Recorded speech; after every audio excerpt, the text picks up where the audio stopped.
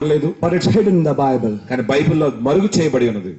All the bride types, వధువుకి సాదృశ్యంగా ఉన్న వారందరూ, especially Hannah, ప్రత్యేకంగా Hannah, their death is not recorded in the Bible. వారి యొక్క మరణము బైబిల్లో రాయబడలేదు.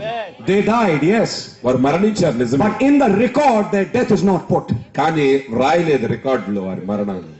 In the records the death was not put. ఎందుకంటే వారి పేరు లిఖించబడలేదు. Try to find me a verse, but if you read the Bible it says and Abraham died, కానీ Bible చెప్తున్న అబ్రహాము మృతి పొందాడు, and Isaac died, ఇస్సాకు మృతి but it పొందాడు, is not written and Rebecca died. కానీ రెబెకా మరణించినని రాయలేదు. Her death is not recorded. ఆమె యొక్క మరణము బైబిల్లో రాయలేదు. And Ruth died, Ruth her మరణించింది, death is not recorded. ఆమె పేరు And రాయబడలేదు. Esther died, ఎస్తేరు మరణించింది, that verse is not in the Bible. ఆమె మరణం బైబిల్లో And రాయబడలేదు. Hannah died, her death is not recorded. ఆమె మరణించింది, ఆమె పేరు బైబిల్లో Because రాయబడలేదు. all those bride types are a real type of this age. ఎందుకంటే ఆ వధువులు అందరూ కూడా ఈ నిజమైన వధువుకు సాదృశ్యం. Because this bride will not die. ఎందుకంటే ఈ వధువు మరణించదు. She will be caught up in the rapture.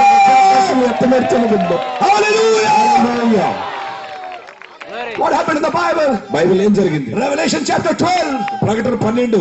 This woman, ఈ స్త్రీ, this church, ఈ సంఘము, many only thought it to be Israel. ఇశ్రాయేలీయులు అనుకున్నారు. Read the message future home. కానీ భవిష్య గృహ వర్తమానం I'm చదవండి. reading the quote Brother Branham said. బ్రహ్మ గారు చెప్పిన మాట. Revelation chapter 12. ప్రకటన 12వ అధ్యాయము.